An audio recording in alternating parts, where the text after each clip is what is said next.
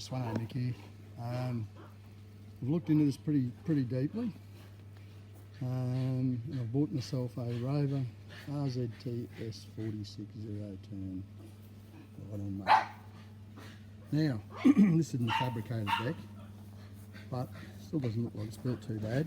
I think fabricated deck is an extra $500. Mower's got big blades, 2 big blades, aluminium spindles, so we'll see how they go. I'm not in the harder stuff, in the rough stuff. I'll use a greenfield still, but I sort of prefer not to destroy my mower for an hourly rate, that's for sure. Now I've got to put my little tow bar on here. So this here is exactly the same as the Cub Cadet. I had the choice of either, effectively Cub Cadet's yellow, the Rover's red. Had a bit of a look around both of them. This had a 4-inch bigger deck on it for the same price. So I got off Big Cole. It's a giant of a man down at mower shop in Maleny, and I've spent a lot of time on hustlers, and it's a pretty hard decision because the boys at BUR Small Engines are extremely good. I get in a bit of steeper stuff here, and I've driven a few. I've driven the big hustlers for the council for years, hustlers, Toros, and Kubota ZD 0-turn diesels, but all the others have been petrols.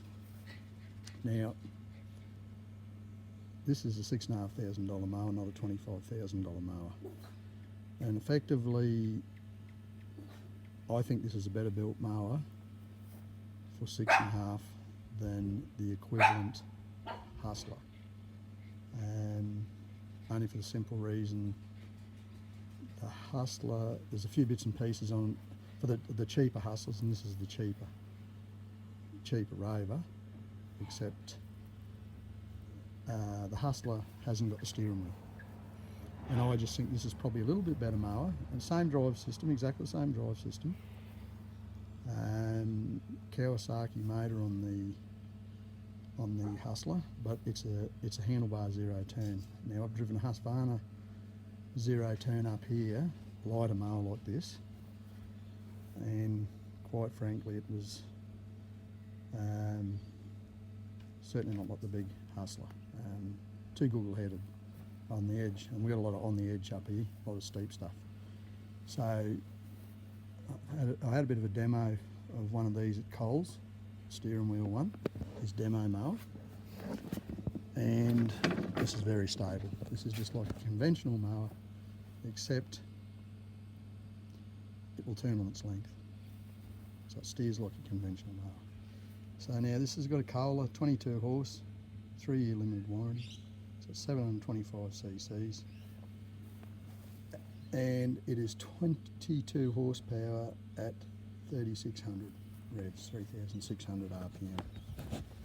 So now here's your disengagement. If you've got to move it. Disengages the hydros. I've got a tow bar over there with my Corona, but I've just got this thing home, so I'll be using it Friday. So here we go, we'll go around and have a bit of a look. Now it's got Hydra gear drive motors. Now they're serviceable, they service them.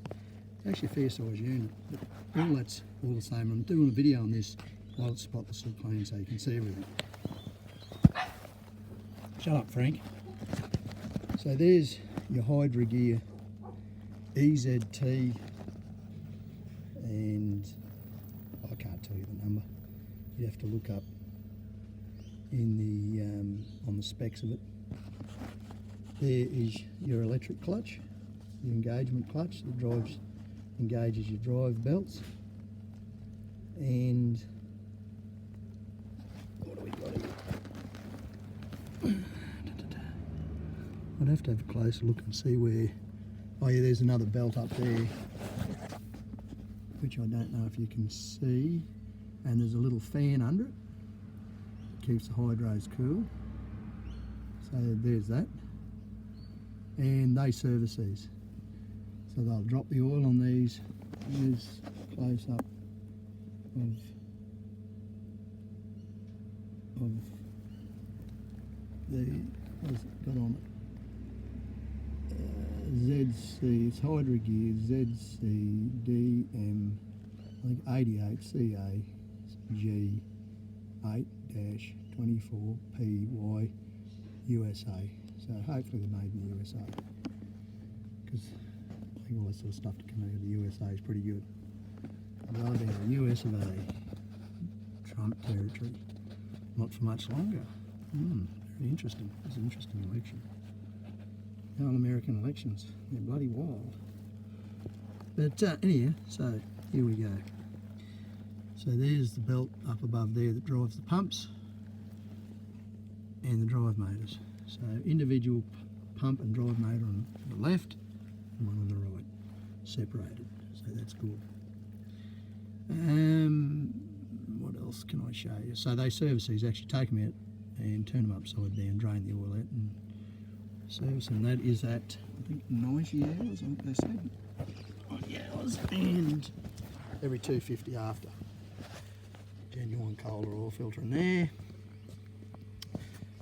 Vacuum pump there, fuel pump, to carburation. Overhead valve, engine, so it's 725cc, so it's a big engine. What else can I tell you? Fuel tank on this side. Seat goes up, and there's your backwards and forwards on your seat. Sorry, there's a battery there. So it's all pretty simple bloody thing.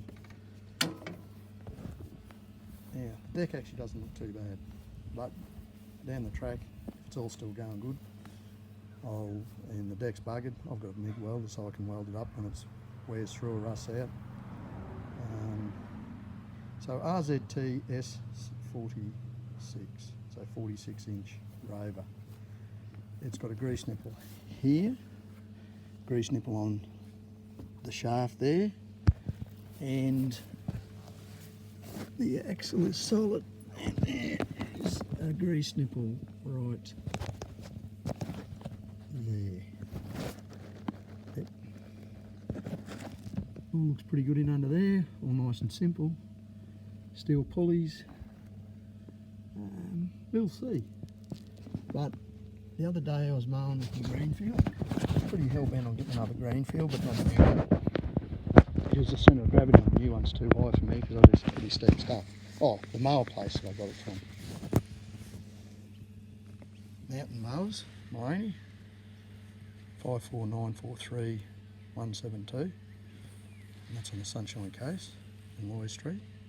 Now he's a good bloke to deal with. He's equally as good to deal with as B-War small engines.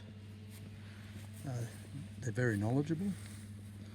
So, you know, it's good when you've got people around there like that. And like I said, I bought a new greenfield off of B-War small engines about a fair few years ago, but I ended up selling it. And it was a pretty hard decision for me to make, but hustlers don't have this steering wheel. Plus I like to support local because B-War's local, they're great blokes, but if I have a breakdown, it's 20 minutes drive for me down the range to get to B-War, quarter of an hour, 20 minutes. 20 minutes pulling mowers back up the range. Not real profitable when you're doing that. So this is just closer, but I still buy stuff off them. Got still equipment. I've got my still brush cutter over there. I've got my still pole saw, so I buy stuff off both those fellas and a bit off the other fella in Maleny too, but he's a Husky dealer. And I was more, I wanted one of these with a steering wheel because it's just that stable. But anyway, I'm just going to fire this up and just show you something.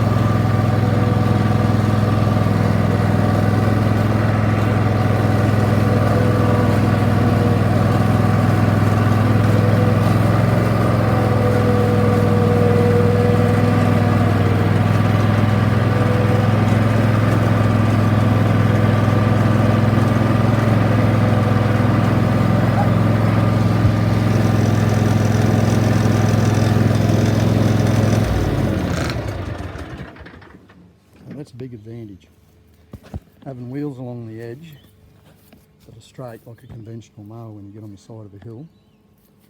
And because like I said, I've driven lightweight, I had a drive of some lightweight conventional zero turns with the handlebars, and like I spent a lot of time on the bigger stuff.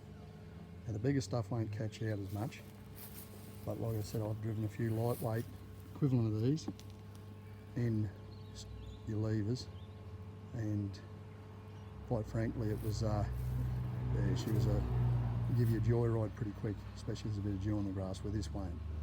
And I was also reading this is easier on the pumps too, because to keep them from dropping the nose down on the casters on a one with levers, you're laying harder into the top one and holding it and giving the bottom one carry too, and it's hard on the pumps. So these apparently it's easier on the pumps on these, so we'll see. But I'd suspect that you'd be pretty unhappy if I didn't get 1,000 hours out of the pumps on these. I'd be real unhappy actually, and we'll see. So what I'm going to do is I'm going to pull it up at that. There's really not much I can tell you. It's got anti-scalp wheels here. The deck's good to lift. That is not the anti-scalp wheel quality of the Greenfield, I might add. But I'm saying that, you know, that's a massive blade, two blades. They've got pluses and minuses. It feels nice and thick, and that's a one-hole press floor and plate right through to the front from the chassis here, right the length, full length through. It's one pressed piece, thick, very thick. So that should be pretty good, and we'll see, because this mower will be looked after, but it will be working in this Kaikuya pretty bloody heavy, and it's steep. Like I said, it's bloody steep up here in places. So Kohler engine, I've had them before. Had good run out of Kohlers, had good run out of Kawasaki's, and I've had good run out of Briggs's. So it's going to be interesting to see fuel consumption. And that's all nice and simple. Look at that. There's your air filter. There it is there. You run a light grease around that face. That's got a pre-filter. That there. So that's great. And that's bloody simple as. And that just hooks back in, that hooks back in. That's locked up. So servicing is, there's your dipstick there in yellow. That's all pretty self-explanatory. Oil filter down there. Seat feels quite comfortable. Operations of it all simple. So I'm going to leave it at that. So there's me 2020 November edition of my Svenson's Mowing and Grounds maintenance. Like I said, I had to jump and get a bit quicker mower than the Greenfield, because it's probably a bit more production. The Greenfield's a great mower and does an absolute beautiful cut. It's a 32-inch deck on that one of mine. Great little mower, stable as, reliable as, but I had to get, well, this here is 46-inch. So, you know, you're bloody a lot bigger cut, and we'll see what the build quality's like. The up and down on the deck split pretty good. That's all nice and easy. So she's going to get a service at 10 hours at Mountain Mowers, and this is a brand new mower. Won't look like this in a few weeks' time, but like I said, it will be very well looked after. So I'm going to leave it at that, and we'll see how she performs. Sveno Mick from Svenson's Mowing and Grounds Maintenance. Sveno Mick out.